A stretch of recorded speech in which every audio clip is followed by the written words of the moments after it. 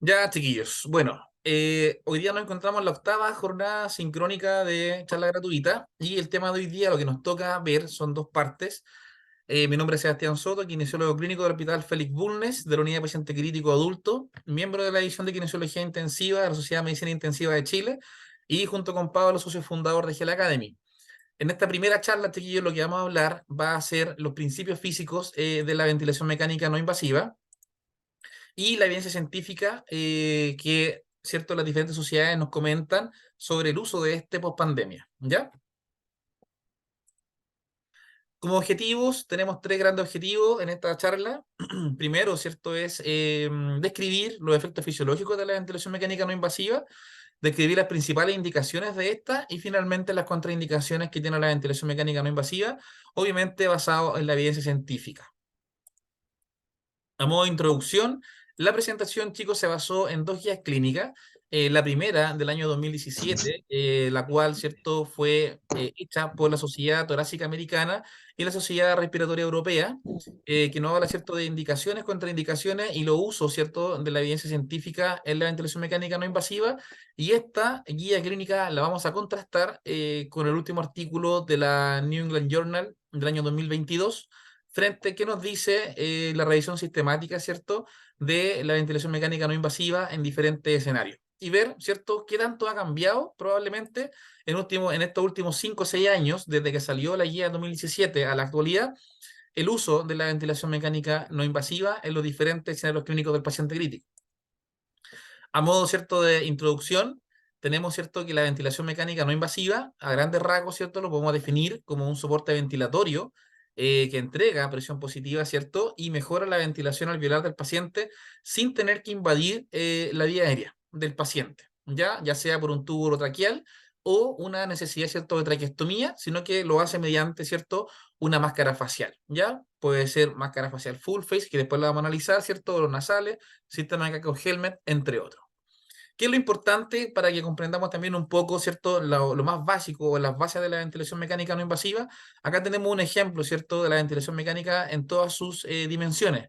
El primer cuadro mostramos, ¿cierto?, un ventilador mecánico no invasivo simple, donde en el cuadro lo representamos con un ventilador, ¿cierto?, el circuito que va desde el ventilador al paciente, el puerto de fuga, ¿cierto?, y el paciente mismo.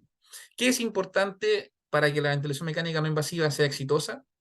Una de las cosas que este puerto, ¿cierto?, de fuga siempre esté presente, obviamente para evitar el tema de la hipercapnia, producto de la no fuga, ¿cierto?, que podamos tener del CO2 del paciente mismo hacia el ambiente. Pero otra cosa importante son los tipos de interfaces que nosotros vamos a elegir en los diferentes tipos de pacientes que nos va a tocar. Pacientes que son caquéxicos, obesos mórbidos, ¿cierto?, claustrofóbicos, entre otras cosas. En esta charla nos vamos a enfocar principalmente, aparte de lo que nos habla la ciencia científica, de cómo nosotros podemos optimizar dentro de la clínica diariamente los criterios de éxito de esta ventilación mecánica no invasiva. ¿Ya? Como vemos acá en la foto, ¿cierto? Acá tenemos el ventilador mecánico, tenemos su filtro, ¿cierto? La rama, la monorama, que va hacia el paciente, y tenemos también, ¿cierto?, lo que es la interfase tipo coronasal del paciente. Vamos a silenciar, permiso. De esas que Los que prenden y van van. entrando, por favor, pueden silenciar sus micrófonos. Arriba. Gracias. Y acá, ¿cierto?, encontramos un sistema también para los que trabajan en el programa AMNIA, ¿cierto? Una modificación de equipo simplemente de lo que se puede ocupar probablemente en los sistemas, ¿cierto?, domiciliarios, en los pacientes que ya están, ¿cierto?, cursando con alguna enfermedad que lleve a la dependencia, ¿cierto?, de la ventilación mecánica de por vida en domicilio, ¿ya? Ambas partes, ya sea una ventilación mecánica no invasiva a nivel intrahospitalario en fase aguda o una ventilación mecánica no invasiva, ¿cierto?, en programas de hospitalización domiciliaria, cumplen, ¿cierto?, la similitud tanto de equipamiento como, ¿cierto?, de interfaces, monorama, entre otras cosas. ¿Cuáles son los fundamentos, chiquillos, fisiológicos de la cual nosotros vamos a hablar en la ventilación mecánica no invasiva? Principalmente vamos a hablar de dos fundamentos fisiológicos. Uno, que va a atacar, ¿cierto?, todo lo que es la vía de conducción de nuestro paciente crítico, y otro, ¿cierto?, lo que va a atacar el parénquima pulmonar de este. Ambos efectos que vamos a tener lo vamos a encontrar, ¿cierto?, en la evidencia científica que vamos a revisar a continuación. Pero principalmente, ya sea ventilación mecánica invasiva o ventilación mecánica no invasiva, la verdad es que tenemos un criterio en común, ¿cierto?, que es la presión positiva. Y en efectos de lo que es la ventilación mecánica no invasiva, el PIP, ¿cierto? Lo vamos a denominar EPAP para efectos, ¿cierto? De la ventilación mecánica no invasiva, pero a la larga es finalmente el mismo concepto de presión positiva, ¿cierto? Al final de la aspiración, que queda, ¿cierto? En el parénquima pulmonar del paciente. Ahora, ¿cuáles son los objetivos que tiene, cierto, la ventilación mecánica no invasiva? Como ya les comentaba anteriormente, vamos a encontrar, por un lado, cierto, la apertura principalmente de la vía de conducción en lo que sean patologías obstructivas o situaciones de obstrucción bronquial severa, como por ejemplo un estrés laringio en los pacientes críticos.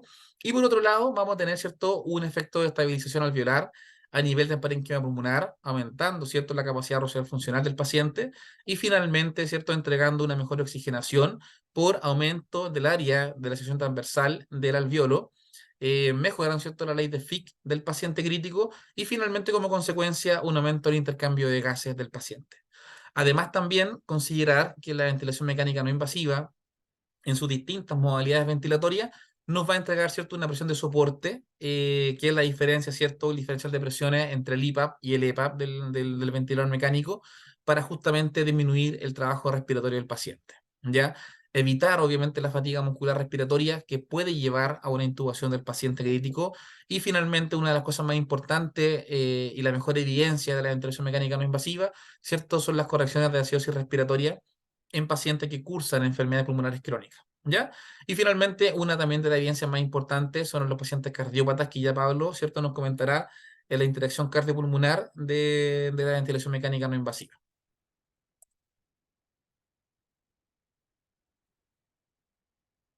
Obviamente, para lograr, chicos, estos objetivos, recordar solamente la ecuación de Otis o la ecuación de movimiento respiratorio, en donde, ¿cierto?, el ventilador mecánico tiene que vencer, ¿cierto?, dos cargas del paciente para lograr estos objetivos, que es la carga elástica o la carga pulmonar, ¿cierto?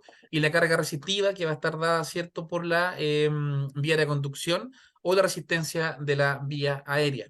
Ambas cargas, ¿cierto?, el ventilador va a tener que ser capaz de vencer, ¿cierto? Para entregar, ¿cierto? Lo que nosotros queremos ofrecer, o una mejora de la oxigenación, ¿cierto? Y una apertura, obviamente, de la vía aérea superior, ¿cierto? Para que pueda ingresar el aire desde el ambiente, ¿cierto? Hacia el alveolo. Y finalmente, lograr los objetivos de intercambio gaseoso y eliminación de CO2 desde el sistema respiratorio hacia el ambiente. Sabemos que la presión positiva también puede ser dañina en los pacientes críticos. Por eso es importante evaluar, ¿cierto? Según las revisiones sistemáticas que hemos tenido en los últimos 10 años, en qué pacientes la presión positiva puede ser dañina y puede ser, ¿cierto? O podría tener efectos benéficos en los pacientes críticos. Pero si tenemos los efectos benéficos, o sea, que son beneficiosos, obviamente uno de ellos es evitar el colapso alveolar, entregando una estabilidad alveolar, ¿cierto? Y disminuir los niveles de estrés strain o el strain, ¿cierto?, estático del paciente que podamos tener a nivel pulmonar. Aumentar, ¿cierto?, la barrera de la división de los gases por ley de Fick y finalmente aumentar el intercambio de gases. Ahora, ¿a qué pacientes nosotros, ¿cierto?, podemos candidatear para este tipo de soporte ventilatorio? La práctica clínica nos pueden llegar desde las fibrosis pulmonares, ¿cierto? Tuberculosis, pacientes enfisematosos, entre otras cosas. Edema pulmonar agudo, EPOC, neumonías graves, distrés leve, distrés moderado, neumonías virales. Entonces, finalmente, ¿a qué pacientes realmente selecciono, ¿cierto?, para el uso de la ventilación mecánica no invasiva y evitar un posible deleterio mayor en este tipo de pacientes? Entonces, esa pregunta la vamos a responder en breve, pero antes de comenzar con la evidencia, vamos a ver los factores que van a influir directamente, chiquillos, en el éxito de la terapia ventilatoria. Acá en el cuadro de la derecha vamos a tener el famoso cuadro, ¿cierto?, de capacidad respiratoria o capacidad, ¿cierto?, muscular del paciente versus la carga respiratoria. Este es un esquema bastante ejemplificador cuando un paciente nos llega al servicio de urgencia o llega a unidades críticas y evaluamos, ¿cierto?, si el paciente viene ya con una fatiga muscular respiratoria o va en vías de fatiga muscular. Cuando finalmente las demandas del paciente superan sus capacidades, probablemente el paciente vaya a requerir, ¿cierto?, la necesidad de incorporar un soporte ventilatorio, llámese invasivo o no invasivo, según la evaluación que como equipo clínico, ¿cierto?, tenemos que realizar día a día. Y finalmente, cuando ya la capacidad del paciente supera las demandas, probablemente hay que ir retirando la ventilación mecánica invasiva o no invasiva. Pero este éxito no solamente Sí, depende, mamita, ¿cierto?, llevamos un de poquito. seleccionar o evaluar correctamente el tipo de No, mamita, pacientes que llevamos vamos bien. a ¿Tú estás en la trabajar. casa? Chiquillos, por favor, pueden Ya, silenciar ¿qué sus pasa? Por ahí no micrófonos. está el auto pensando que no puedo. Gracias. Entonces, finalmente, chicos, no solamente el éxito va a depender de a qué target vamos a apuntar, sino que el éxito es multifactorial. Y acá me quiero detener porque es importante. Muchas veces los pacientes vienen con una angustia de base de servicio de urgencia. Probablemente vienen con un nivel de ansiedad importante y estos pacientes requieren una intervención interdisciplinaria y no solamente basta con colocar el no invasivo, setearlo en una modalidad que yo estimé conveniente como clínico y me voy y pido gases arteriales para ver alguna corrección de hipoxemia o hipercapnia. Estos pacientes van a requerir probablemente algo más, ya desde incluso la correcta elección de la interfase. Ya acá esto es de entrada, o sea, si nosotros tenemos un paciente obeso mórbido, ocuparé un tipo de interfaz; si tengo un paciente caquéxico, otro tipo de interfaz; si tengo un paciente ya claustrofóbico, tendré que evaluar, ¿cierto?, la mejor interfaz para cada paciente que tengamos que ingresa a la unidad de cuidado intensivo, ¿ya?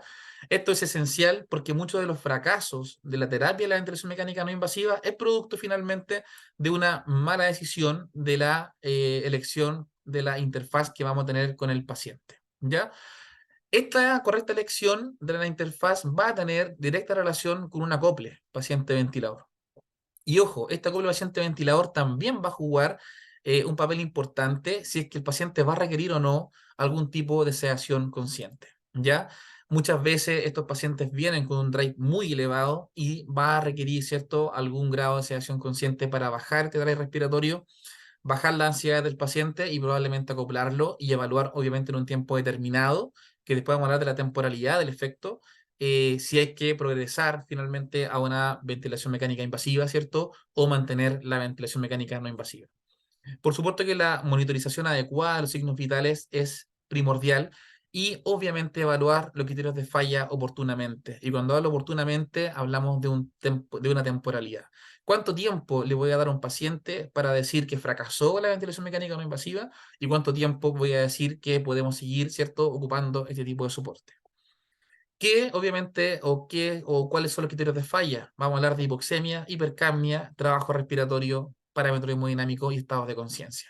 Principalmente, tal vez una de las más importantes, ¿cierto?, el Glasgow. Si el Glasgow es menor a 8, obviamente inmediatamente voy a tener que invadir la vía aérea y ni siquiera paso por este soporte ventilatorio no invasivo.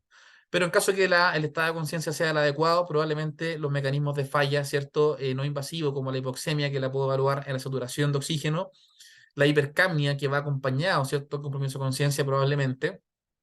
Y lo más importante es el trabajo respiratorio del paciente y la evaluación hemodinámica. Muchos de estos pacientes llegan, ¿cierto?, taquicárdicos, llegan hipertensos o hipotensos en etapas, ¿cierto?, de una fase ya más hipodinámica, producto de una fatiga general del sistema. Y hay que estar siempre evaluando hora a hora, ¿cierto?, estos signos vitales para tomar una decisión adecuada. Ahora entonces, ¿cuánto? ¿Cuánto le damos? ¿5 horas, 4 horas, 3 horas? Ya, eso es lo que vamos a ver ahora en la siguiente diapositiva. Acá tienen simplemente un ejemplo de las diferentes interfaces que por lo menos, ¿cierto?, en Chile podemos encontrar a gran demanda en los diferentes sistemas de salud. Podemos también incluir, ¿cierto?, el casco Helmet como una cuarta opción. Ahora, ¿de qué depende la correcta elección? Finalmente, como les decía inicialmente, va a depender del grado de angustia del paciente, del grado de claustrofobia que presenta al momento, ¿cierto?, de ingresar a cuidado intensivo, y también depende, obviamente, del tamaño de la cara y la cabeza que tenga nuestro paciente crítico. Esto, chicos, y soy súper enfático en este punto, es esencial para que el éxito de la terapia, o perdón, del soporte ventilatorio no invasivo sea exitoso, ¿ya? Y también ser enfático en que probablemente el éxito es multifactorial. Ya no basta simplemente con colocar el ventilador mecánico no invasivo, setearlo en una programación estándar y me voy. Ya probablemente nos va a tomar bastante tiempo estar dentro de la unidad en los primeros minutos, ¿cierto? Incluso la primera hora de ingreso del paciente crítico y acoplarlo al ventilador mecánico no invasivo. Los diferentes tipos, ¿cierto? De interfaces, vamos a encontrar diferentes tallas, desde la XS hasta la XL, ¿cierto? ¿Con el fin de qué? De la comodidad del paciente, y se los puse en mayúscula, para que exista, ¿cierto? Un acople paciente-ventilador de manera adecuada. Por supuesto, evitar las fugas excesivas, ¿ya? Y evitar las lesiones óseas y úlceras por presión en caso que tengamos pacientes crónicos, ¿cierto? Que vayan a requerir este tipo de soporte de manera domiciliaria. El éxito del soporte ventilador no invasivo, como les comentaba, ¿cierto? Es multifactorial y necesita una constante monitorización para evaluar la respuesta en un tiempo limitado. Acá, ¿cierto? Les puse una foto de nuestra práctica diaria en el hospital, y si nos damos cuenta, acá tenemos cosas importantes que evaluar, ¿cierto? Como la respuesta a la frecuencia respiratoria. ¿Cuánto fue el impacto que tuvimos desde que el paciente llegó, ¿cierto? ¿Bajamos o no frecuencias respiratorias? ¿Bajamos o no trabajo respiratorio? Y ojo también con los volúmenes minutos y volúmenes corrientes. Si el paciente está sediento, por ejemplo, de necesidad de un área respiratorio elevado, probablemente los volúmenes corrientes que esté moviendo puedan incluso ser hasta dañinos para el paciente, deleterio, y generar un distrés producto de la ventilación mecánica no invasiva. Entonces, esta monitorización que tenemos acá, que es bastante simple, fácil y accesible con el paciente crítico, tiene que ser monitorizada de manera estricta, ¿ya? Ya está determinado, ¿cierto?, por bibliografía, la cantidad de ml por kilogramo de peso que debiese tener, ¿cierto?, cada paciente crítico en ventilación mecánica, invasiva o no invasiva, y ojalá respetar ciertos estos parámetros de protección pulmonar, porque muchas veces nos guiamos por saturación y clínica, pero olvidamos, ¿cierto?, que el volumen corriente y sobre todo el volumen minuto son signos de daño pulmonar, ciclo respiratorio, y estamos perpetuando un estrés strain del paciente que posteriormente nos va a traer consecuencias y tengamos, ¿cierto?, un distrés respiratorio del paciente crítico. Entonces, vamos a analizar qué es lo que dice la evidencia con todo lo que acabamos de conversar, ¿cierto? Tipos de interfaces, tiempos de espera de reacción de la ventilación mecánica no invasiva, a qué patologías, ¿cierto?, tenemos mejor evidencia versus otras patologías que probablemente ni siquiera pasemos por la ventilación mecánica no invasiva, entre otros, ¿ya? Vamos a analizar el primer estudio que nos habla del año 2017, que hablaba es una guía de prácticas clínicas, ¿cierto?, de la ventilación mecánica no invasiva en falla respiratoria aguda, que lo hizo la Sociedad Torácica Americana y la Sociedad Respiratoria Europea el año 2017, guiada por uno de los grandes, ¿cierto?, médicos, Lauren Brochard, ¿ya? Esta guía clínica fue hecha por médicos y expertos en el campo de la ventilación mecánica no invasiva. Eran intensivistas y terapeutas respiratorios quienes hicieron, ¿cierto?, este estudio, y se ocuparon dos metodólogos clínicos con la experiencia en síntesis de la evidencia científica, y abordaron situaciones prácticas reales para plantear preguntas tipo PAICO. Ya, para los que no conocen mucho de las preguntas tipo PAICO, finalmente son: intervenimos en una población, ¿cierto?, y comparamos resultados y vemos si efectivamente lo que nosotros estamos planteando como grupo científico tiene validez o no con la terapia que vamos a ofrecer.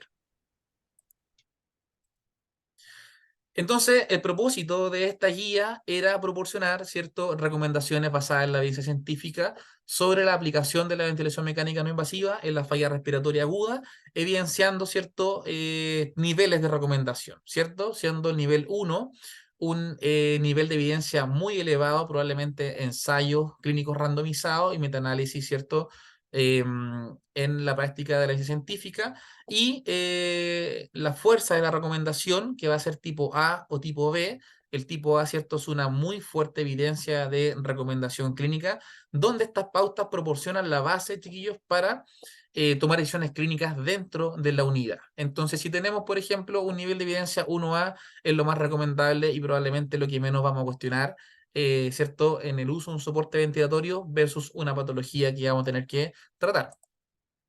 Entonces, cuando este grupo se juntó a evaluar todas las patologías que pudiesen llegar a cuidado intensivo, desde pacientes EPOC, hipercápnicos, no hipercápnicos, edema pulmonar agudo, asma exacerbado, pacientes inmunosuprimidos, pacientes postoperados, principalmente abdominales, pacientes con trauma, incluso chiquillos, pandemias virales, como ya las que tuvimos anteriormente, el H1N1, ¿cierto?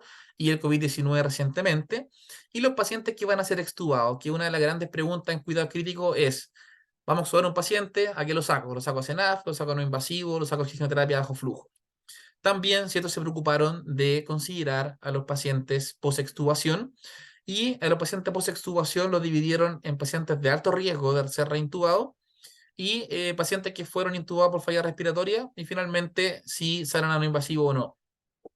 Y si nos damos cuenta, las únicas recomendaciones fuertes que vamos a ver acá en el lado derecho de la tabla, las Strong Recommendation, son exclusivamente en dos patologías, ya en los pacientes EPOC hipercápnicos y en los pacientes que presenten edema pulmonar agudo de tipo cardiogénico.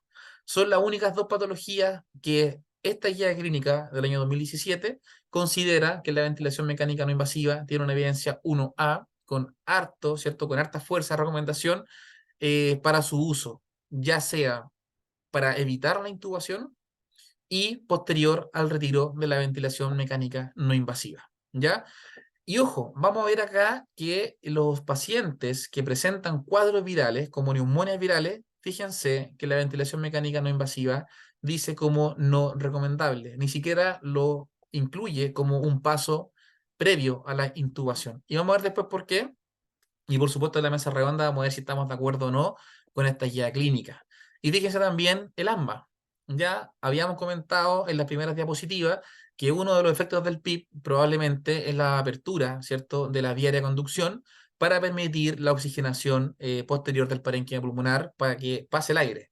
Fíjense que, curiosamente, el asma, esta guía clínica tampoco recomendó el uso, ¿cierto?, de la ventilación mecánica no invasiva. ¿Ya? Y otra cosa que también es importante son los pacientes que van a salir extubados. Como ya comentamos, probablemente los pacientes EPOC hipercápnicos sí tienen una evidencia bastante fuerte que estos pacientes sí salgan a la ventilación mecánica no invasiva, porque el PIP también tiene efectos cardiovasculares. Y uno de ellos, ¿cierto?, es el apoyo del ventrículo izquierdo para disminuir la poscarga de este. Entonces, la verdad es que la ventilación mecánica no invasiva se nos va disminuyendo la población objetiva que vamos a atacar, donde principalmente encontramos pacientes con edema pulmonar agudo cardiogénico, pacientes EPOC con hipercapnia, ¿cierto? Pero también los pacientes que puedan llevar alguna fatiga muscular respiratoria secundaria a una ira, ¿ya? Y aquí lo que vamos a discutir durante la presentación. Sabemos a grandes rasgos que los pacientes hepáticos, ¿cierto?, presentan hiperinsuflación dinámica, fatiga muscular respiratoria y pueden caer a intubación por dos motivos, o por una hipercapnia que compromete el sensorio y finalmente cae de Glasgow y requiera, ¿cierto?, la vía aérea avanzada, o un trabajo muscular respiratorio tal grande que después, ¿cierto?, lleguemos tarde para recuperar esto y finalmente termine intubándose, ¿cierto?, por un tema de demanda versus capacidad. Entonces, recordar que en este tipo de pacientes, principalmente los hepáticos, la presión de soporte que nos da la ventilación mecánica no invasiva juega dos roles. Uno, desinsuflar al paciente, disminuir el trabajo respiratorio y obviamente corrección de la acidosis respiratoria que el paciente pueda presentar en estos cuadros, ¿cierto?, de EPOC. Ojo, y no despreciar tampoco que estos pacientes hepáticos puedan presentar alguna cardiopatía de tipo izquierda, y la ventilación mecánica no invasiva apoya bastante bien la bomba cardíaca, ya disminuye el trabajo cardiovascular, aumenta el volumen sistólico a nivel cardiovascular y finalmente aumenta el gasto cardíaco. También hace trabajar en menos cantidad, ¿cierto?, el corazón y disminuye el trabajo respiratorio del paciente. Así también como lo es en los pacientes con EPAC o edema pulmonar agudo tipo cardiogénico, ya pacientes que sí o sí tienen cardiomegalia importante, sí o sí tienen falla de bomba, como lo vemos acá, ¿cierto?, en la imagen del tórax simple, un corazón bastante grande, un ventrículo izquierdo ya con un crecimiento, ¿cierto?, importante y probablemente una insuficiencia de la contractilidad del ventrículo izquierdo y finalmente una disminución del volumen sistólico de este. Entonces, a la larga, los efectos de la presión positiva tienen directa relación para mejorar tanto la hipoxemia del paciente que presenta un EPAC, pero también un apoyo nuevamente cardiovascular, que ya Pablo nos conversará, ¿cierto?, en la interacción cardiopulmonar de estos pacientes críticos. Ahora, ojo, ¿qué pasa con los pacientes que presenten alguna cardiopatía derecha? probablemente la presión positiva no le haga muy bien y tengamos repercusión hemodinámica tanto en hipotensión como en retornos venosos y probablemente, ¿cierto?, en aumento de la poscarga del ventrículo derecho.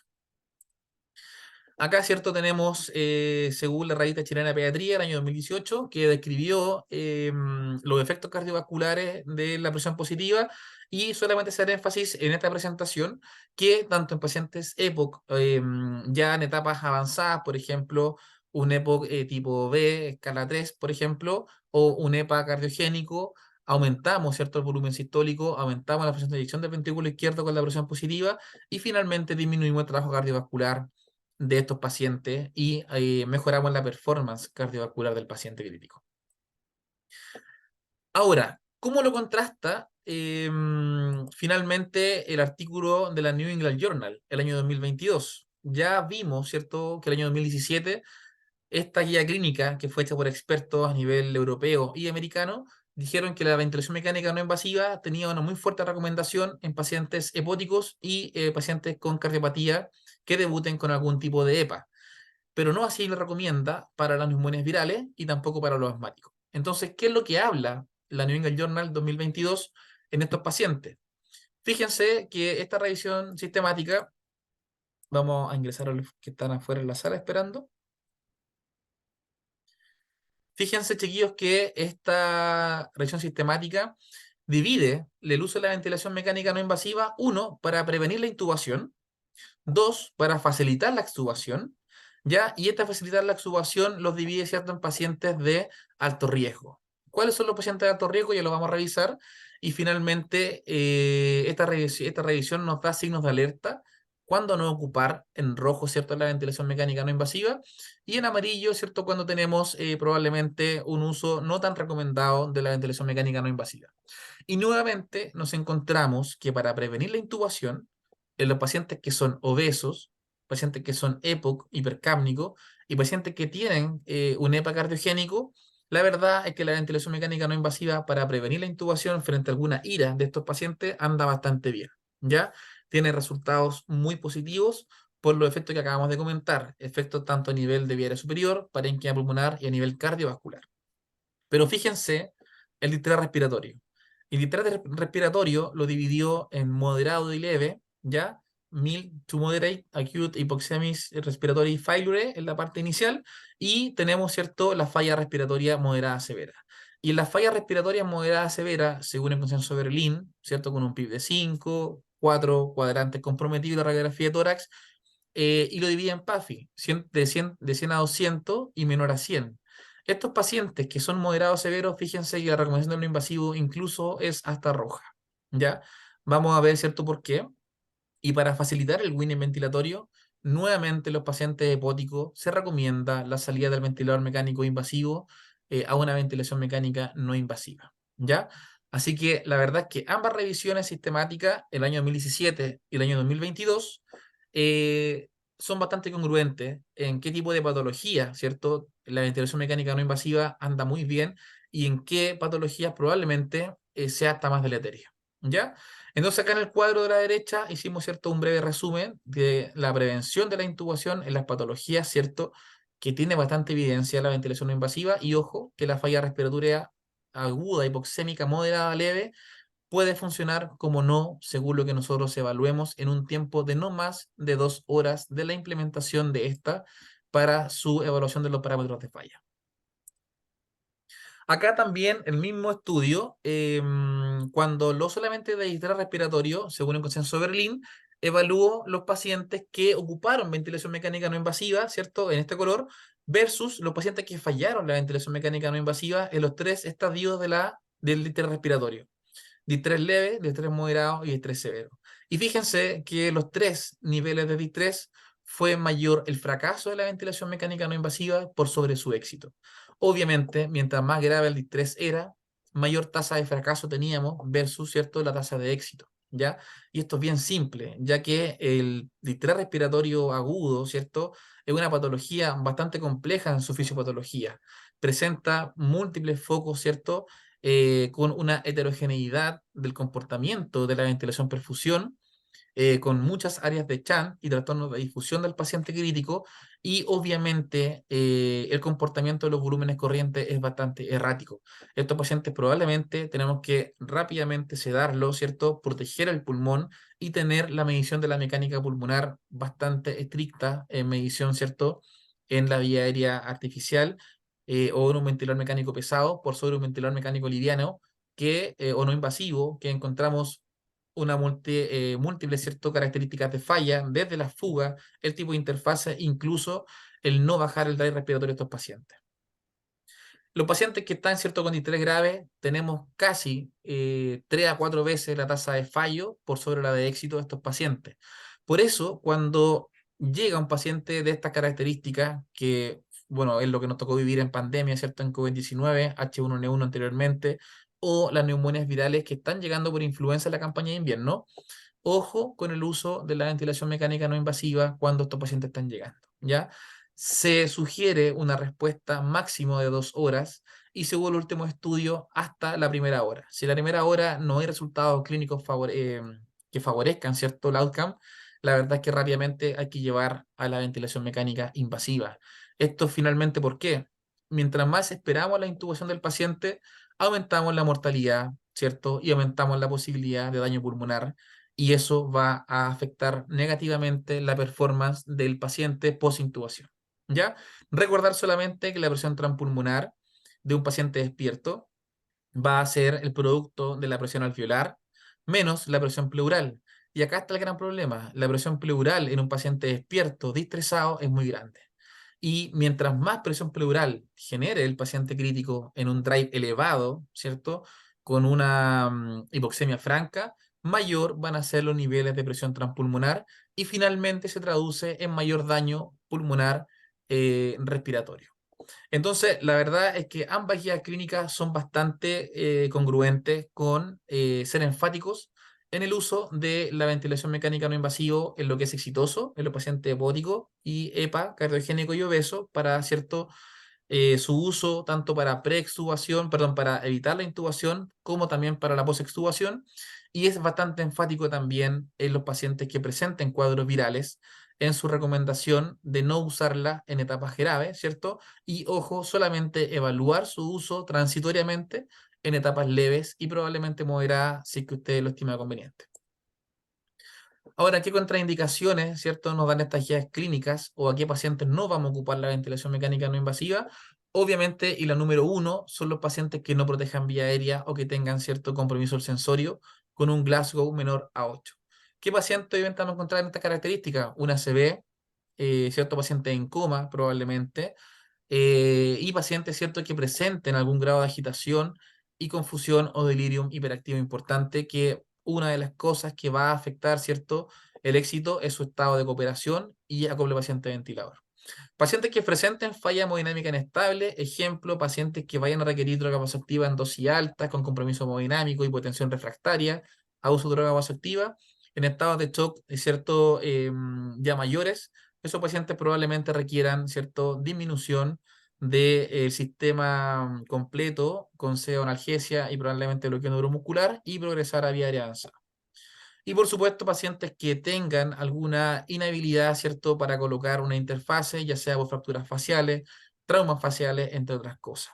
Y pacientes que cursan, ¿cierto?, con hemoptisis o síntomas gastrointestinales severos. ¿Ya? A modo de conclusión, entonces, el uso del soporte ventilatorio no invasivo posee claros niveles de evidencia en los últimos 6 años, como lo acabamos de revisar. Contrastamos 2 guías clínicas del 2017 y 2022, y ambas, ¿cierto?, coinciden en su uso según la medicina basada en la evidencia. El éxito del soporte ventilatorio no invasivo es multifactorial y uno de los puntos claves es instalarlo de manera precoz, ¿cierto?, y evaluar su respuesta en no más de 2 horas de la implementación de este. Y no es recomendable la demora a la intubación del paciente, ya que aumenta la morbimortalidad que pueda presentar desde el punto de vista intrahospitalario. Eso, chiquillos. Muchas gracias por esta primera charla. Dudas, por supuesto, que las vamos a atender al final de la sesión. Bien. ¿Se ve bien? ¿Sí? ¿Se ve? ¿Se escucha? Se ve bien, se escucha bien. Ya chicos, a modo de, bueno, continuando un poco con lo que dice Sebastián también y un poco por el tiempo también, partimos inmediatamente y dejamos las preguntas al final. Vamos a hablar brevemente de lo que podemos hablar en este acotado periodo de lo que son las interacciones cardiopulmonares en ventilación mecánica. Digo brevemente porque en general es un tema bastante denso que uno pudiera estar hablando mucho rato y también leyendo mucho rato acerca de eso. ¿Ya? Así que partamos. Bueno, de hecho, el objetivo de esta presentación es explicar de manera simple las relaciones anatomofuncionales del sistema cardiopulmonar, diferenciar los efectos de la respiración espontánea y la ventilación a presión positiva sobre los efectos sobre la hemodinamia en general, y también comprender justamente también qué efectos tiene la ventilación mecánica, ya sea invasiva o no invasiva, sobre la hemodinamia. Entonces, lo primero de definir un poco la interacción cardiopulmonar, probablemente nos remontamos a tiempo atrás cuando Hals de general se observó que algo ocurría cuando uno respiraba en relación a las presiones de pulso. Y es lo que están viendo ahí justamente voy a poner puntero justamente en esta zona, ¿ya? En donde ustedes ven finalmente que se ve una variación de la presión de pulso y él notó que justamente en la inspiración se generaban cambios de la variación de presión de pulso. Es decir, cuando uno inspiraba la presión de pulso tendía a caer versus cuando uno expiraba. ¿Ok?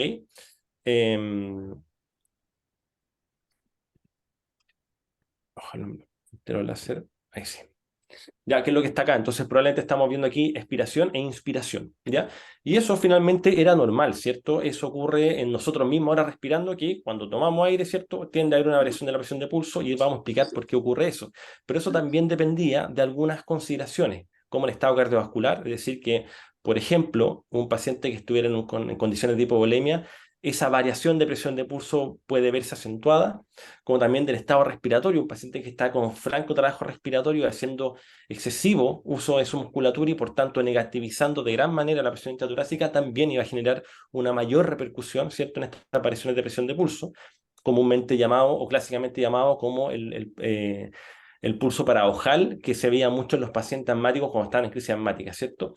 Y también el modo de respiración, es decir, el paciente que respira de manera espontánea como nosotros se va a comportar un poquito distinto, ¿cierto?, en relación a las variaciones de esta presión intratorácica, si, por ejemplo, está en ventilación mecánica. Entonces, esto viene hace mucho tiempo que se observó y se evidenciaba que efectivamente el pulmón y el corazón no podían separarse como tal, ¿ya? Y en ventilación mecánica, curiosamente, una de las variables que más se asocia justamente a los efectos cardiovasculares es la presión media de la vía aérea, ¿ya? La presión media de la vía aérea nosotros sabemos que es como casi la suma de las presiones pico y las presiones expiratorias, ¿cierto? En relación al tiempo inspiratorio y tiempo expiratorio que están presentes en el ciclo ventilatorio.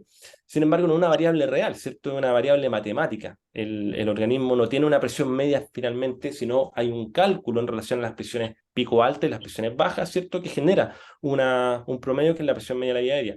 Y esa se divide finalmente en la zona inspiratoria, ¿cierto? O la PIM, ¿cierto? O si estamos hablando ya, por ejemplo, paciente que está respirando en la presión transpulmonar, ¿cierto? Y la PIP. ¿Y por qué los defino de esta forma? ¿Por qué divido de esta forma? Porque realmente cómo repercuta la PIP en términos cardiovasculares va a ser distinto a cómo repercuta, llámese, la presión transpulmonar o volumen corriente, o también la fase de presión inspiratoria máxima, va a ser distinto a cómo se comporta la PIP en el sistema cardiovascular, va a tener efectos distintos y va a estar aplicándose de manera distinta y por tanto, como les digo, las repercusiones cardiovasculares van a ser distintas. Entonces, la mejor forma, a mi punto de vista, ¿cierto?, de entender las interacciones cardiopulmonares es entender por una parte cómo se comporta la PIP y cómo se comporta la parte de presión inspiratoria o volumen corriente o presión transpulmonar.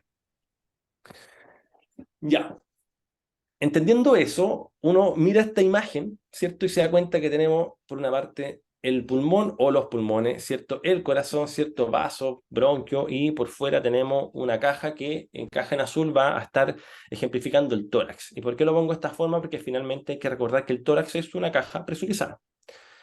Y en su interior de esta caja presurizada existen estructuras, varias, corazón, pulmón, bronquio, vaso sanguíneo, que a su vez también poseen cámaras presurizadas, como los ventrículos, ¿cierto? O el mismo pulmón, ¿cierto? Y por tanto, si uno entiende eso, se da cuenta que si yo ejerzo un poco de presión aquí, o cambio las condiciones de presión en esta zona intratorácica, va a generar cambios que se van a transmitir al pulmón, al ventrículo izquierdo, a la aurícula izquierda, ventrículo derecho y aurícula derecha. ¿cierto? Y por tanto, eso es lo que nosotros vamos a conocer finalmente como la presión pleural, que para nosotros desde este punto va a ser igual a la PIP, ¿ok? Más allá de esta relación, digamos, anatómica, evidente que pudimos ver en la diapositiva previa, ¿cierto? Existe una relación funcional, y es que si nosotros nos damos cuenta en el cuadro de la izquierda, ¿cierto? El delivery de oxígeno, es decir, el transporte de oxígeno y cómo llega el oxígeno a los tejidos para que mantengan su homeostasis, depende de dos cosas, de muchas más, pero dos conceptos al menos mínimos, ¿cierto? El contenido arterial de oxígeno, que por una parte está asociado a la capacidad de transporte de hemoglobina, la capacidad de hemoglobina que tenga en circulación, ¿cierto? ¿Cierto? La saturación de esta hemoglobina y también el oxígeno disuelto en plasma. Y este oxígeno disuelto en plasma y esta saturación de hemoglobina depende lisa y llanamente de cómo estén las presiones o cómo esté el intercambio gaseoso a través de la barrera alveolo-capilar para poder saturar la hemoglobina y poder generar también una disolución en plasma del oxígeno. Y eso es básicamente pulmón. Pero por otra parte, más allá de oxigenar la sangre, tengo que ser capaz de transportarla y eso depende del gasto cardíaco, que está más arriba. Y a su vez el gasto cardíaco nosotros sabemos que depende por una parte o se define como la frecuencia cardíaca por el volumen sistólico, ¿cierto? El stroke volume, ¿cierto? Y a su vez eso también va a depender de precarga, poscarga y contractilidad. ¿Ya? Entonces, no hay solo una relación anatómica evidente, sino también es una relación funcional. Estas dos estructuras o estos dos sistemas tienen una sinergia funcional para lograr la homeostasis de los tejidos a distancia. ¿Ya? Para mencionar brevemente, obviamente, cualquiera que se afecte va a generar alguna alteración finalmente en la mantención del consumo de oxígeno de los tejidos y si eso no puede mantenerse en el tiempo, va a llevar a la muerte, ¿cierto? Nosotros sabemos que normalmente, a medida que va bajando el transporte de oxígeno, tenemos reservas funcionales al punto de que se puede mantener la extracción de oxígeno y por tanto se puede mantener el consumo de oxígeno hasta un punto crítico que se llama el punto de O2 crítico, de delivery crítico, en donde eso cae, pero en condiciones de inflamación, digamos, potente como en la sepsis, ese punto crítico ocurre antes y por tanto el cómo yo interprete estas interacciones y genere tal vez una programación no ventilador o se me ocurra reclutar en un momento tal vez que estoy crítico en hemodinamia, va a generar finalmente no solamente una hipotensión, sino una disminución del delivery y eventualmente puedo comprometer el consumo de oxígeno de los órganos a distancia. Por tanto, comprender esto es fundamental para que ustedes puedan establecer, ¿cierto?, una práctica, digamos, segura, intervenciones seguras a su paciente. Entonces, partamos brevemente cómo es la ventilación espontánea. Aquí yo pongo el mismo cuadrito nuevamente, tenemos, ¿cierto?, nuestro tórax, ¿cierto?, caja presurizada con estructuras presurizadas, por esta parte tenemos los ventrículos, alvéolos también, por abajo tenemos el diafragma, ¿cierto?, la presión intraabdominal. Y yo les decía que finalmente la presión o la presión pleural, ¿cierto?, o la presión intratorácica va a ser igual a PIP, ¿cierto? Y por tanto, cuando yo genere cambios a nivel de presión intratorácica, ya sea por presión positiva o por presión negativa, llámese ventilación espontánea, voy a generar cambios en estas cámaras de los órganos que están dentro de esta caja.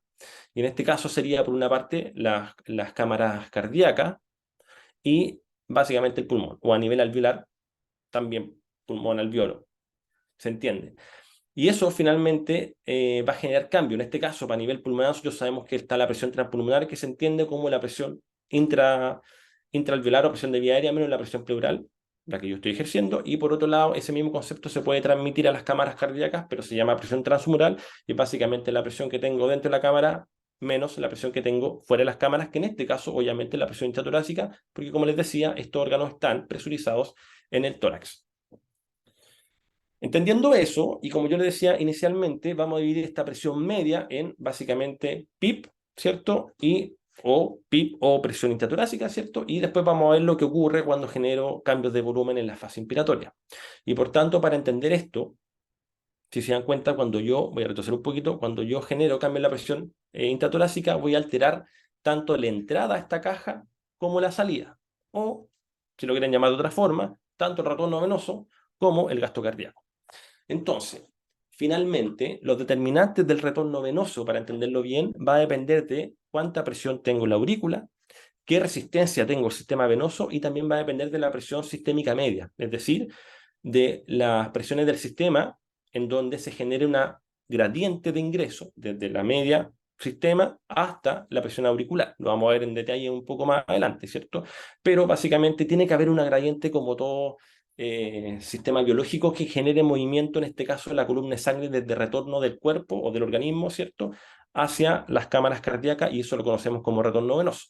Y por otro lado, la salida del tórax, en este caso la sangre oxigenada, hace referencia al gasto cardíaco, y como ustedes ya saben, va a depender de la frecuencia cardíaca, de la contractilidad, la precarga y obviamente la poscarga, ¿cierto? Todos conceptos que eventualmente se pueden ver alterados en base a una programación de un ventilador mecánico, ya sea bien programado o no programado o mal programado, dependiendo de la situación. Entonces, veamos esto en detalle. Ventilación espontánea. Está en azul porque estamos viendo exclusivamente el corazón o la parte, digamos, derecha, que es la desoxigenada, y por tanto, clásicamente se establece en colores azul. Ventilación espontánea, vemos lo que pasa. Yo inspiro, ¿cierto? Genero contracción de mi musculatura respiratoria y por tanto genero un aumento del diámetro cefalocaudal, ¿cierto? Y lateral del tórax, y eso genera que caiga la presión pleural, ¿cierto? Se negativiza la presión pleural y por tanto genera una disminución de la resistencia venosa intratorácica. Y si uno se da cuenta, cada cuando yo estoy girando en este círculo del tórax, por dentro tengo las cámaras cardíacas y la vena cava inferior y superior, y yo genero esta negativización, genero un efecto de dilatación, como un efecto de vacío en la vena cava inferior, y por tanto dentro del tórax genera una disminución de la resistencia porque el lumen aumenta. Y por otro lado también distiendo la cámara de la aurícula derecha, y por tanto que genero que dentro de la aurícula derecha se genera una especie de bomba, porque estoy generando mayor gradiente de entrada desde el sistema venoso hacia la aurícula derecha, ¿ya?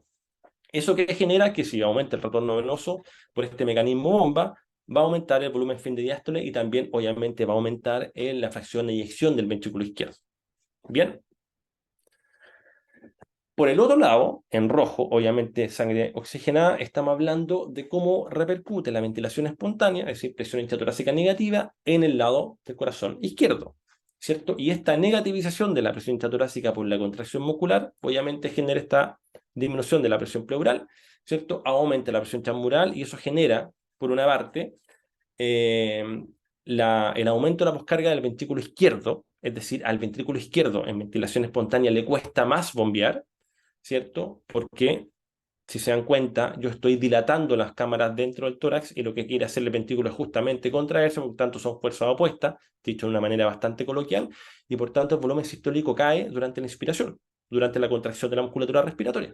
Y por tanto la presión sistólica cae, y eso es, digamos, por qué se genera este pulso para bajar, que en condiciones de un trabajo respiratorio evidente o eventualmente en condiciones de hipovolemia, esto puede ser categórico. Yo les pongo acá la imagen, si lo puedo colocar acá, la imagen de un paciente que está con franco trabajo respiratorio. Si se dan cuenta, las variaciones de la presión de pulso son, pero es que gigantes. Ese sistema de ondulación es justamente lo que ustedes están viendo en la repercusión de las interacciones cardiopulmonares, que si ustedes la entienden bien, pueden verla al lado de la cama del enfermo, por ejemplo, en un monitor, en una situación determinada, en este caso, alto trabajo respiratorio. ¿Ya? Se dan cuenta, ahí está todo lo que varía la presión de pulso en base a la fase inspiratoria. Un paciente que está ahí respirando espontáneo, y si uno ve la musculatura está en evidente trabajo respiratorio. Bien, chicos, eso es ventilación espontánea. Vamos a la presión positiva, es decir, cuando tenemos ventilación mecánica, sea no invasiva, invasiva, etc. Y vamos, obviamente, con la misma gráfica de colores. Lo que es, digamos, azul, corazón derecho, lo que es rojo, corazón izquierdo. Entonces, cuando yo pongo PIP, la presión ahora no es tan negativa. De hecho, para efectos docentes vamos a decir que es positiva, ¿ya? Y por tanto ya no se genera un efecto de dilatación como ustedes veían antes, sino que es todo lo contrario. Esta presión positiva tiende a comprimir las cámaras, ¿cierto? Y también tiende a comprimir los vasos intratorácicos. Por tanto, ya no existe una gradiente de regreso de la sangre desde, digamos, el sistema venoso sistémico, digo, hacia la aurícula derecha, sino todo lo contrario. Ahora le cuesta más entrar a la sangre. Por tanto, el retorno venoso cae, ¿cierto? Cae su presión intrapulmonar, cae el retorno venoso, y por tanto ahora también al ventrículo derecho le cuesta un poco más eyectar, porque ahora también tenemos presión positiva. Y por el lado izquierdo, ¿cierto?, se genera todo lo contrario. Ahora sí se genera una especie de sinergia, que esta presión positiva que tiende a comprimir las cámaras, junto con la función del ventrículo izquierdo de contraerse para expulsar sangre, se genera una sinergia y por tanto la poscarga del ventrículo izquierdo disminuye, ¿sí? Es decir, al ventrículo izquierdo le cuesta mucho menos, tiene mucho menos costo energético poder eyectar el stroke volume finalmente cuando hay presión positiva. Y por eso, muchas veces, y de hecho es la gran razón de por qué cuando hay un paciente con insuficiencia cardíaca congestiva, ¿cierto? Corazón izquierdo principalmente, ventrículo izquierdo insuficiente, el hecho de ponerle una ventilación mecánica no invasiva con un poco de PIB relativamente elevado genera que mejore su estatus hemodinámico porque finalmente generó aumento del gasto cardíaco. ¿Ya? Entonces, esa es la razón finalmente de por qué en una cardiopatía de corazón izquierdo la vena anda muy bien y obviamente ustedes puedan comprender ya de por qué anda muy mal en corazón derecho, porque genera todo lo contrario, ¿cierto? Le genera más poscarga al ventrículo derecho y si yo no logro eyectar del ventrículo derecho, tampoco voy a generar una buena precarga al corazón izquierdo y por tanto, si no tengo buena precarga, tengo poco que eyectar y por tanto también se genera un colapso hemodinámico, ¿ya?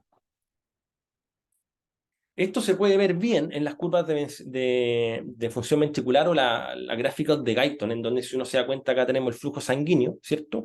Y acá tenemos la presión del atrio derecho, en donde nosotros nos damos cuenta que esta es una función, digamos, de curva ventricular, justamente el punto de intersección entre el retorno venoso y la presión arterial, punto de intersección acá, el gasto cardíaco.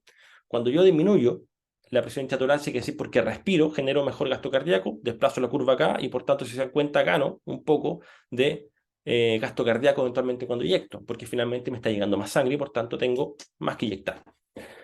Pero cuando yo aumento la presión intratorácica, ¿cierto? Digamos por presión positiva, disminuye el retorno venoso, por tanto cae el retorno venoso, genera un aumento en la presión, digamos, de la cámara derecha por este efecto de comprimir las cámaras y por tanto el punto de que coinciden estas dos curvas cae y por tanto el gasto cardíaco también tiende a caer, ¿ya?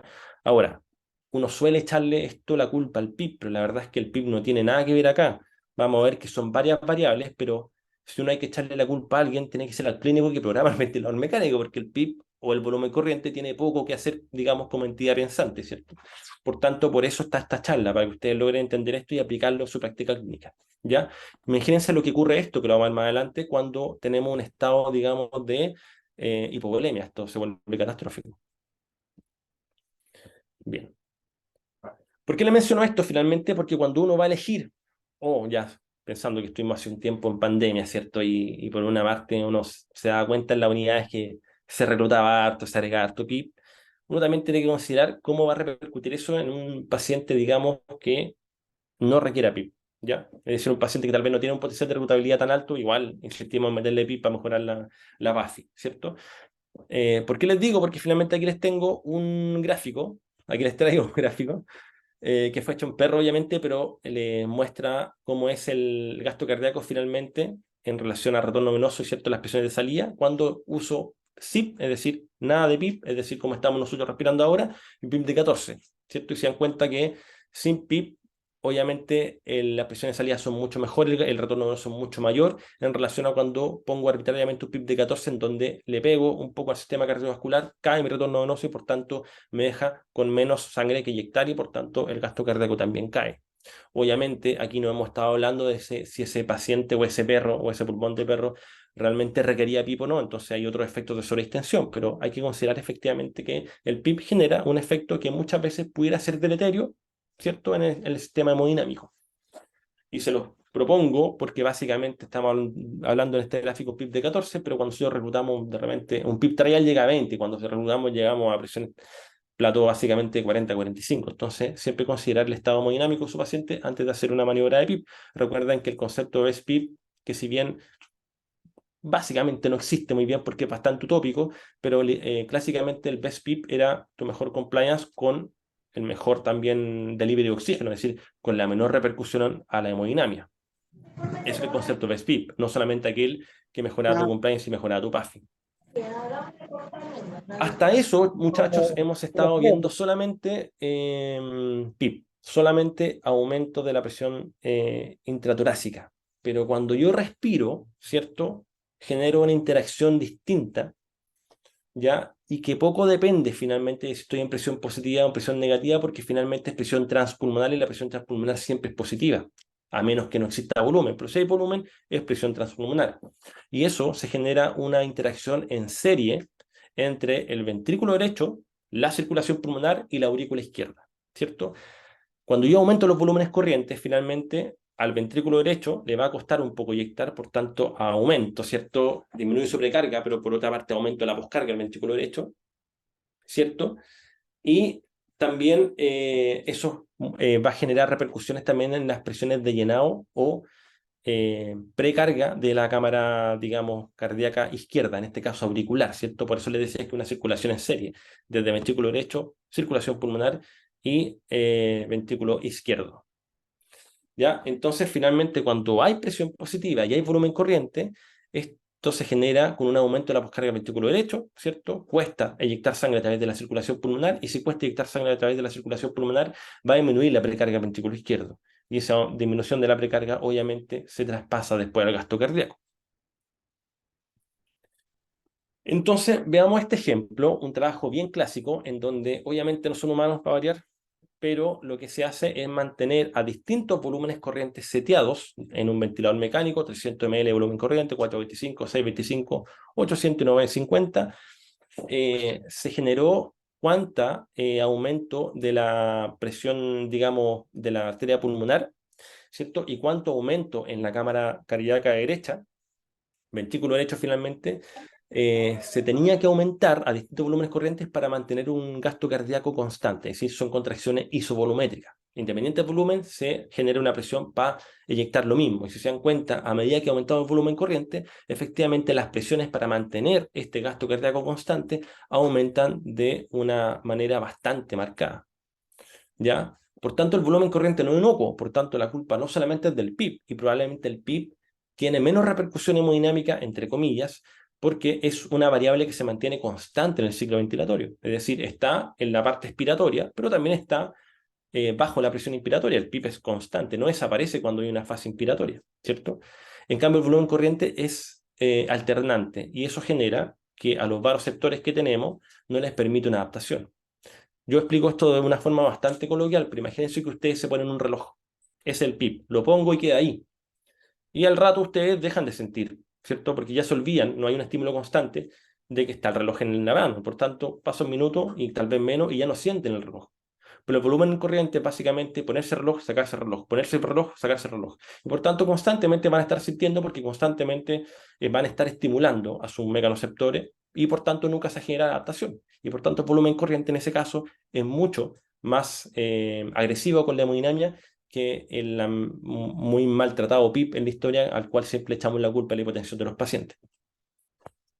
¿Ya? Y esto también tiene que ver, porque si nosotros nos vamos a la fisiología, existe distintos vasos sanguíneos a nivel pulmonar, ¿cierto? Por una parte tenemos el vaso sanguíneo yuxtalveolar, ¿cierto? Que está rodeando los alvéolos, ¿cierto? Lo rodea, y por tanto, si tengo un alvéolo bien distendido, ¿cierto? Tiendo a comprimir ese vaso y por tanto genero un poco de resistencia a nivel del vaso yuxtalveolar.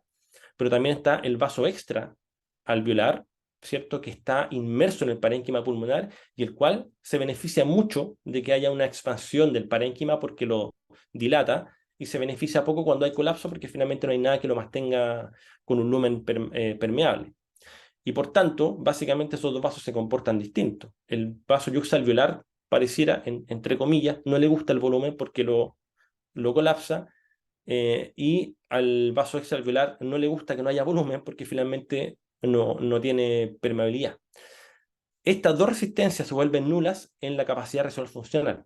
Y la capacidad resonal funcional, una de las variables que más, digamos, podría mantenerla, digamos, constante, es justamente la PIB. Cuando uno titula un PIB y genera reclutamiento, finalmente lo que uno hace es recuperar justamente la FRC, es decir, la capacidad resonal funcional. Y si lo logra recuperar con un PIB, independiente que sea alto, 10, 12, 14, si la logro recuperar, finalmente voy a bajar la resistencia vascular de los dos vasos y por tanto la suma de esa resistencia vascular va a ser la mínima. Y por tanto está en una posición, digamos, ventajosa para la interacción cardiopulmonar en serie, es decir, del ventrículo derecho, circulación pulmonar y aurícula izquierda.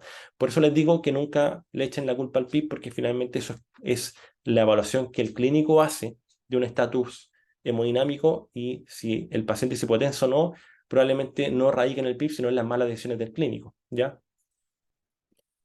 Bien, y por otro lado, también existe una interdependencia ventricular. Si nosotros nos damos cuenta, cuando uno ve un corte de eco, ¿cierto? Se da cuenta que el ventrículo izquierdo está por aquí y el derecho está acá al ladito, ¿cierto? Y el tabique que los separa es bastante complaciente. Por tanto, cuando el ventrículo derecho empieza a estar con sobrecarga, es decir, una poscarga aumentada, y no logra eyectar todo su volumen, y empieza a guardar volumen en la cámara a fin de diástole, empieza a dilatarse. Y al empezar a dilatarse, empieza a desplazar ese septum, ocupando espacio del ventrículo izquierdo. Y eso finalmente termina repercutiendo, ¿cierto?, en la capacidad contráctil y la capacidad de recibir volumen del ventrículo izquierdo y, por tanto, obviamente, en el gasto cardíaco, uno lo ve acá. En estas condiciones donde tenemos, por ejemplo, el volumen del ventrículo izquierdo, ¿cierto?, y las presiones para mantener una eyección, o mejor dicho, para mantener un volumen eyectado del ventrículo izquierdo constante, si se dan cuenta, a medida que aumenta el volumen fin de diástole del ventrículo derecho, las presiones empiezan a aumentar del ventrículo izquierdo. ¿Qué quiere decir eso? Que a medida que se dilata el ventrículo derecho, para mantener un gasto cardíaco al ventrículo izquierdo tienen que ser a costa de mayor presión, y por tanto eso significa que si tengo que generar mayor presión para el mismo volumen, mi compliance cae. En otras palabras, básicamente el ventrículo derecho está desplazando y comprimiendo el ventrículo izquierdo, dejándolo sin opción de recibir volumen y por tanto tampoco de eyectar volumen, ¿ya? Y eso también tiene que ver muchas veces con fenómenos fisiológicos como una vasoconstricción hipóxica potente en un distrés, ¿cierto?, que genera finalmente el fracaso y el colapso del ventrículo derecho y por tanto también aumenta la mortalidad, ¿ya? Esto es súper denso, yo lo sé, quedo atento a cualquier duda, pero aquí les muestro obviamente cómo se comporta justamente las distintas situaciones que uno somete a los pacientes cuando están en ventilación mecánica en dos condiciones de curva ventricular, digamos en condiciones normales y en condiciones cuando hay hipovolemia, pero principalmente vayamos a esta zona que es donde más impacta. Fíjense en la zona de SIP, es decir, línea continua. Tenemos línea continua, ¿cierto? Eventualmente el punto 9 es donde normalmente tendríamos nuestra eyección del gasto cardíaco, pero fíjense cuando yo le voy sumando PIP, ¿sí? Y fíjense sobre todo cuando yo le sumo PIP con hipovolemia, esta que está como una especie de bafo que estamos acá. Fíjense el deterioro que tiene justamente el retorno venoso y por tanto el deterioro que va a tener el gasto cardíaco. Es por eso, chicos, que cuando ustedes van a hacer alguna maniobra que genere aumento de la presión intratorácica, principalmente aumento de PIP, tienen que estar siempre seguros de que su paciente tiene una reserva hemodinámica o que eventualmente puede tolerarla. Hay formas de hacerlo. Algunos dicen que si uno va a reclutar, bueno, que generemos un bolo, ¿cierto?, de volumen para mantener al menos un volumen sistólico de 60 ml. Pero consideren siempre que la ventilación mecánica va a repercutir en el estado hemodinámico, sí o sí, de alguna forma, porque incluso cuando yo respiro ya repercute, ¿ya? Ahora, consideren eso, que esa repercusión puede ser catastrófica en un paciente que tiene un estado hemodinámico, digamos, deshecho o colapsado. Así que mucho ojo con esas maniobras que ustedes pueden hacer, mucho ojo también con la titulación del volumen corriente, no le echemos toda la culpa al PIB. ¿Ya? Brevemente, cuando uno se enfrenta al winning, ¿cierto? Cuando uno va a generar estas pruebas de ventilación espontánea y eventualmente retirar el soporte ventilatorio, generan varias cosas, ¿cierto? Por una parte, cae toda la presión intratorácica que estaba sometida a presión positiva, ahora se vuelve negativa en condiciones normales, ¿cierto? También, obviamente, el paciente se enfrenta a una carga adrenérgica mayor y, por tanto, hay un aumento de la frecuencia cardíaca, un aumento digamos, presiones sanguíneas, ¿cierto? Un aumento de las presiones medias de llenado sistémico, ¿cierto? Y eso finalmente genera consumo miocárdico, por una parte, ¿cierto? Si yo tengo una suficiente reserva cardiovascular, ese aumento del consumo miocárdico lo voy a tolerar y por tanto probablemente tolere bien la salida del ventilador. Pero si no, empiezo a caer en isquema miocárdico, ¿cierto? Empiezo a generar una mala contractilidad. Y esa mala contractilidad finalmente empieza a generar que no logro eyectar todo el volumen, digamos, que tengo en la sístole y me queda volumen en diástole que ciclo a ciclo va a empezar a aumentar y va a empezar a generar una congestión, digamos, hacia posterior, que es lo que se llama la transmisión de presiones retrógradas, que finalmente va a terminar inundando el pulmón y así se genera finalmente estos edemas pulmonares cardiogénicos, ¿ya? Que puede ser tanto por un paciente que tiene un corazón, digamos, no en el mejor estado, ¿cierto? Que no tiene una buena contractilidad, o también puede ser un paciente que finalmente iniciamos el weaning con un volumen o un balance hídrico, digamos, positivo, ¿ya? Pero siempre considerar las interacciones cardiopulmonares cuando ustedes vayan a generar el destete de la ventilación mecánica invasiva. Ahora, ¿cuál es la utilidad? Bueno, obviamente generar estrategias cierto seguras por una parte, comprender también esto va a generar que ustedes intervengan y que sean de alguna forma mejores clínicos, de alguna forma, por decirlo, en el tema de que van a considerar más aspectos al momento de establecer alguna terapéutica, ¿cierto? Les va a mejorar su razonamiento clínico, obviamente les permite incluso evaluar test hemodinámicos. El mismo hecho de, no sé si conocen estas mayoras, de que uno aumenta el PIB en 5 puntos para ver justamente cómo repercute el gasto cardíaco. Cuando hay baja compliance, algunos bajan el PIB a 5, otros hacen una aspiración inspiratoria y finalmente, o también pueden programar volúmenes corrientes de 8 ml y ver cómo se comporta cuando suben de 8 ml y bajan a 6. El mismo test de elevación de piernas también justamente está evaluando cómo se comportan las interacciones cardiopulmonares y obviamente también les permite evaluar, como vimos en la gráfica, el estado incluso de trabajo respiratorio que pueda tener un paciente. Así que la verdad es que este tema puede ser muy denso. Personalmente me costó harto entenderlo, pero es fundamental que lo logren comprender para que puedan evaluar, razonar e intervenir de una forma segura a sus pacientes. Muchas gracias. Gracias, Pablo. Chiquillos, bueno, agradecer también la conexión y ahora está abierto, ¿cierto? La mesa redonda para que vayamos finalizando el día de hoy. Obviamente, como dice Pablo, es un tema denso, probablemente nos deba hablar toda la tarde, ¿cierto? De presión positiva, interacción cardiopulmonar y evidencia. Tratamos de que fuese ajustado a los tiempos del día de hoy. Y ahora damos seguido el paso a ustedes, ya para que por favor en 15 minutos tal vez tengamos esta mesa redonda. Pueden preguntar por chat o pueden, ¿cierto?, habilitar su micrófono. Así que los dejamos en libertad, chiquillos. Pregunten con toda libertad.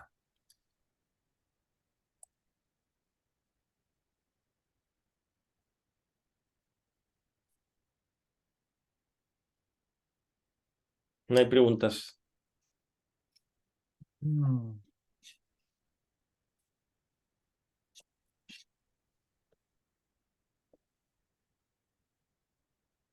Chico, ¿tiene alguna duda? ¿Quiere comentar algo al respecto?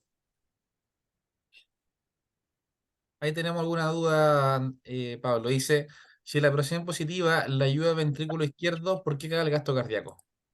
La presión positiva efectivamente baja tu presión transmural y no cae tu gasto cardíaco. Del ventrículo izquierdo, ¿cierto? Mejora tu stroke volume, ¿cierto? Tu volumen sistólico eyectado y por tanto mejora tu hemodinamia. Ahora, independiente de eso, uno también habla realmente de gasto cardíaco del ventrículo derecho y eso efectivamente la presión positiva tiende a repercutir de una manera más negativa. Por eso, si se recuerdan, Sebastián también decía efectivamente que a aquellos cardiópatas de corazón derecho realmente la presión positiva no les gusta mucho porque efectivamente estamos estresando a un corazón cuya contractilidad puede que no sea capaz de vencer esta presión. ¿Ya? Pero a grandes rasgos, efectivamente, esto de la presión positiva en el ventrículo izquierdo mejora tu gasto cardíaco si, obviamente, el paciente tiene una insuficiencia cardíaca congestiva, ¿ya? Estamos pensando efectivamente en el paciente que tiene una pérdida de la contractilidad del ventrículo izquierdo y que no puede mantener, digamos, una eyección de volumen sistólico constante en el tiempo, ¿ya?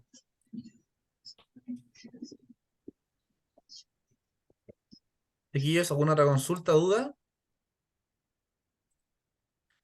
Mientras nos escriben las consultas, chiquillos, tenemos una también noticia que dar, obviamente para la gente que asiste a esta charla, ¿cierto? Y a estos eventos digitales nuestros.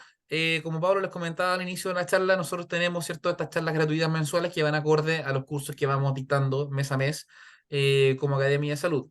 Por ende, para los asistentes que estén en esta charla, ¿cierto?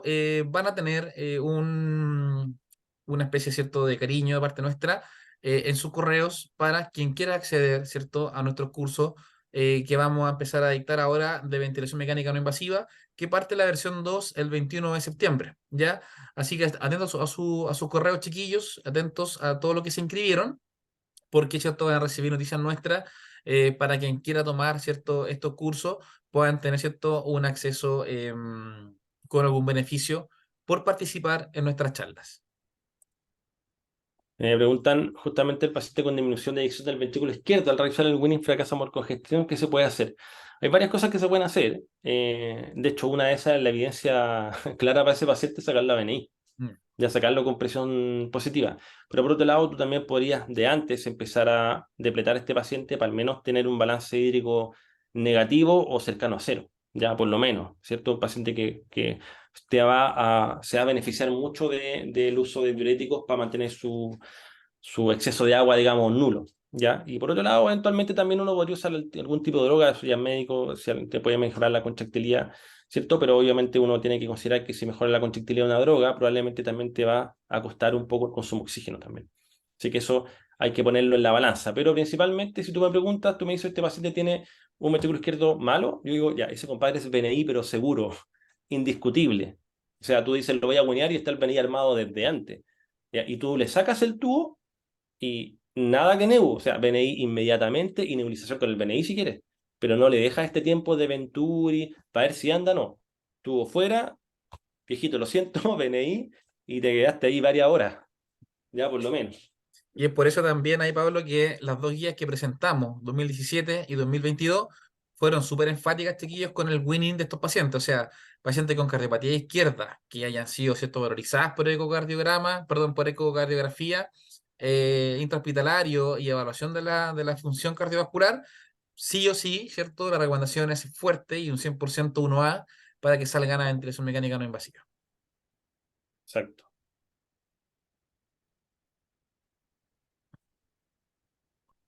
¿Qué priorizar al momento? Hay una pregunta, Pablo, que es interesante, que quiero que la discutamos porque quería que saliera esa pregunta. Ahí Rodrigo la hace. Dice, ¿qué utilidad tiene para usted, según su experiencia clínica, el HACOR Score? Ya, esta es una pregunta que me gusta mucho discutirla. Así que vamos a hacer un debate, por ver qué opina el resto también. ¿Ya? El HACOR Score, chiquillo, bueno, un HACOR que está obviamente validado, que ya tiene muchos estudios, ¿cierto? Que se utiliza en la partida clínica como un indicador, ¿cierto? O una guía, porque finalmente son todos. Yo recuerden que todos estos indicadores son guías, ya guías de fracaso, guías, ¿cierto? Que vamos para tomar un camino, ¿cierto? De una decisión clínica. Pero el Hardware Score no toma en cuenta un punto importante, que es el volumen minuto o la clínica del volumen corriente en el paciente crítico. Ahí, ¿cierto?, toma, ¿cierto?, la frecuencia respiratoria, la frecuencia cardíaca, el estado de conciencia del paciente principalmente. pH, ¿cierto? Y CO2, que tiene como indicadores fuertes, y un puntaje de 5, ¿cierto?, o más, a la hora de iniciar la terapia, probablemente es un indicador fuerte de fracaso, ¿ya? Que claramente son signos de falla, como lo hemos visto anteriormente en las charlas. Pero ¿qué pasa si tenemos un paciente que se ocupó sedación consciente, ya, por ejemplo, una VIX de Precedex, ya, o algún otro tipo de sedante, y estos pacientes persisten con volúmenes corrientes altos, pero a frecuencias respiratorias bajas? ¿Qué pasa si tenemos un paciente que me mueve 20 respiraciones por minuto, pero que me mueve 900 o 1000 ml de volumen corriente? Ahí el Hardware Score, ¿cierto? Se escapa un poco esta evaluación un poquito más fina del daño que pueda producir la ventilación mecánica no invasiva frente al daño inducido por volumen corriente, ¿ya? Y también, obviamente, la evaluación del drive respiratorio de estos usuarios frente a pacientes que están con sedación consciente. Entonces, el Hardware Score, para mí, por lo menos en la práctica clínica, es una guía de hacer un checklist, ¿cierto?, de puntos para ver si fracasa o no fracasa este paciente en ventilación mecánica no invasiva, pero no es mi Biblia del fracaso o, ¿cierto?, del éxito. Hay otros indicadores que también hay que considerar: volumen corriente, volumen minuto principalmente, que, como ya mencionamos en toda la presentación, son indicadores a mediano plazo de daño pulmonar y finalmente un fracaso de la patología respiratoria. ¿Pablo? Pucha, mira, la verdad no tengo mucho más que agregar. Hardware Score, claro, si tengo que basarme en algo, porque tal vez estoy partiendo, me va a servir, efectivamente. O sea, entre usarlo y no usarlo, mejor usarlo. Ahora, particularmente yo tengo la misma experiencia que tiene Sebastián, tal vez. Uno, para mí es muy importante el volumen minuto. ya más que la frecuencia respiratoria alta es un signo de gravedad, efectivamente, no, es indiscutible, pero no está asociado a trabajo respiratorio. El trabajo respiratorio perpetuo en el tiempo genera Billy, ¿sí? O PCILI, ¿cierto? Y el volumen minuto está muy asociado a esfuerzo. De hecho, está validado incluso con el gold estándar, que es justamente el swing de la presión esofágica. Entonces, el volumen minuto alto efectivamente es trabajo respiratorio. Y trabajo respiratorio perpetuado en el tiempo es Billy. Y eso no lo mide Hacker Score. Entonces, ahí hay varias cosas. El Hacker Score pareciera estar así muy enfocado a la vieja escuela, como casi PAFI, gases, pero finalmente no está evitando el daño que se puede autoinfligir el paciente. Que eso es más importante para mí, porque finalmente ese paciente con Hacker de 3, que tiene un volumen minuto de 500 ml, digamos, kilos, a las 3 horas te aseguro que la PAFI está desplomada en el suelo. Entonces no fuiste capaz de verlo. Y en COVID nos pasó mucho que efectivamente el paciente tenía menos de 5, pero estaba en franco fracaso y el Hacker no lo acusaba y no lo acusaba y se mantenía y se mantenía. Si yo en verdad no lo uso, uso variables clínicas, tal cual Sebastián. Volumen corriente no mayor a 200 ml kilo, que la frecuencia respiratoria baje al menos 10%, y el volumen corriente que esté bajo los 9 ml. Sería. Y bueno, para quien no le insisto, para quien tal vez no tenga tanta experiencia o esté recién partiendo el Hacker, te va a servir de todas formas. Y tiene evidencia de sobra tanto en hepótico como en hipoxémico. Así que úsenlo, pero efectivamente a medida que van teniendo mayores conocimientos, vayan afinando su juicio clínico y se van dando cuenta que ese paciente, a pesar de tener un Hacker bajo 5, desde mucho antes te está arrojando criterios de falla. Mm. Pablo, vamos a la Eh, última eh, pregunta que tenemos ahí. No sé si quieres escoger una del público. A ver, un paciente que fracasa la extubación por ser paciente cardiópata y ya está en TQT, ¿qué cuidados tengo que tener para desvincularlo al BNI, perdón, desvincularlo del ventilador mecánico? ¿Quieres mencionar algo tú? Sí, partamos con algo básico. Bueno, los pacientes que están chiquillos con traqueostomía, obviamente son pacientes que han cursado una estancia prolongada en ventilación mecánica, probablemente alguna falla de Winning previa, ¿cierto? Alguna reintubación, que estos pacientes los lleva, ¿cierto? A traqueostomía. Por ende, chiquillos, los pacientes que tienen cardiopatía y además traqueostomizados, hay que considerar la variable debilidad crianusis. Ya, yo creo que ahí, ¿cierto? Una de las cosas importantes es que el paciente crónico dentro del sistema hospitalario es un paciente distinto, un paciente diferente. Por ende, sabemos que un paciente traqueostomizado con una cardiopatía asociada es mucho más difícil de sacar que un paciente que no presenta la cardiopatía asociada por múltiples factores. Primero, importante que los traqueotomizados se evalúe la fuerza muscular respiratoria, se evalúe la fuerza muscular estriada y plantearnos objetivos, ¿cierto?, de rehabilitación duros en estos pacientes, ¿ya? Si bien podemos tener un paciente traqueostomizado con falla de bomba, izquierda o derecha, siempre se recomienda, ¿cierto?, la evaluación hemodinámica en trabajo de rehabilitación. Hay ya ciertos estudios que es cierto que denotan que hay que tomar en cuenta en estos pacientes la frecuencia cardíaca de trabajo y la frecuencia cardíaca de reserva para su rehabilitación. Entonces, primero que todo, yo le sugeriría, ahí no sé el nombre del que preguntó, ¿Efren? ¿Efren Arias? Efren. Te sugeriría primero que estos pacientes traqueostomizados se hiciera una evaluación integral, ya desde la debilidad que presenta al momento de tu intervención y finalmente, ¿cierto?, la evaluación hemodinámica asociada con la frecuencia de trabajo y las frecuencias cardíacas de reserva, que estos pacientes debemos tener mayor cuidado, ¿ya? Y, por supuesto, la desvinculación del ventilador mecánico debe ser un trabajo seriado, no ventanas que he visto, en casos que pacientes cardiópatas traqueostomizados, ventana larga 12 horas, a la hora 13 te fracasa y finalmente incluso vuelven a modalidades asistidas controladas con sedación porque hicieron un agotamiento cardiorrespiratorio importante sin una evaluación de por medio. Ya acá de repente el gas arterial sirve, sí, para evidenciar de repente una hiperventilación o una hipoventilación porque no puede mantener la ventilación alveolar, pero más que la gasometría, insisto, igual que Pablo, es una evaluación clínica, pero objetivando, chiquillos, la parte muscular de los traqueostomizados. Es imprescindible que tengamos una evaluación de MRC formal, una evaluación de pipometría, Hangry en estos pacientes probablemente, y con su consecuente evaluación, ¿cierto?, cardiovascular asociada, para ir desvinculándolo horariamente, ¿cierto?, o jornadas AM, jornadas PM, y por supuesto, y una cosa que los kinesiólogos debiésemos empezar a implementar es el estado nutricional del paciente traqueostomizado, ¿ya? Acá hay colegas nacionales que han hecho cierto aporte importante en lo que corresponde a la nutrición del paciente crítico y estos pacientes debiesen por último tener, ¿cierto?, alguna medición de balance nitrogenado y evaluar, ¿cierto?, si la nutrición que se le entrega a este paciente es la suficiente para satisfacer, ¿cierto?, las demandas de trabajo que el kinesiólogo y el equipo de salud está haciendo con este paciente crítico. Sí, yo te agregaría algunas cositas, estoy de acuerdo contigo, y también agregaría algunas cosas al momento de retirar este paciente de la ventana. En primer lugar, si no está muy controlada su tema de cardiopatía, yo te sugeriría que no trabajes con IMT de partida porque vaya a generar demasiada negativización intratorácica y puedes eventualmente generar un edema pulmonar. Así que no digo que no lo hagas, digamos, nunca, pero en las primeras etapas, cuando estáis valorando recién cómo sale el ventilador mecánico en las primeras ventanas, te sugiero que no lo hagas. Lo otro, ojalá, si pueden hacer ecografía, háganle un loss score inicialmente para ver cuántas líneas B tiene y posteriormente cómo se comporta cuando hay ausencia de la presión positiva. ¿Ya? Otra cosa, si pudieras evaluarlo con capnografía, ideal, porque justamente el end tidal CO2 está muy relacionado, y en general la dinámica del CO2 está muy relacionado con el gasto cardíaco.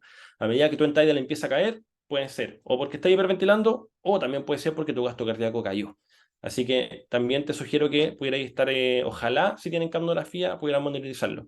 ¿Ya? Y lo otro que también decía Sebastián es, obviamente, manéjenlo siempre con balance hídrico bajo. O sea, no tiene sentido que ese paciente lo queréis sacar a la ventana y tiene 5 lucas encima. Digamos 5 litros de agua, no te va a servir no andar. ¿Ya? Pero eso, entonces, el uso score, idealmente sigue a tu paciente con ecografía, no lo vaya a irradiar, es fácil hacerlo. La mayoría tiene al lado un ecógrafo para hacerlo. Si empiezan a aumentar tu línea P, conéctalo. ¿Ya? Maneja el balance hídrico, trata de evitar el trabajo respiratorio, evita la IMT inicialmente al menos, no digo después, pero en las primeras fases no, y también ojalá CO2 si pudiera ahí, manejar la dinámica. Eso sumado a todo lo que dijo el Sebastián también. Chiquillos, ya por honor al tiempo, agradecemos su conexión y esperemos, chiquillos, que haya servido para su aprendizaje y su formación esta jornada gratuita. Como les habíamos comentado, chiquillos, primero que todo agradecer esta conexión y segundo, para la gente que se conecta a estas instancias formativas con nosotros, va a tener cierto también una noticia vía correo en caso que quisiera inscribirse en los cursos que vienen ahora, que justamente es el de lo invasivo versión 2. Así que, chiquillos, agradecer su tiempo y su disposición. Chao chicos, buenas noches.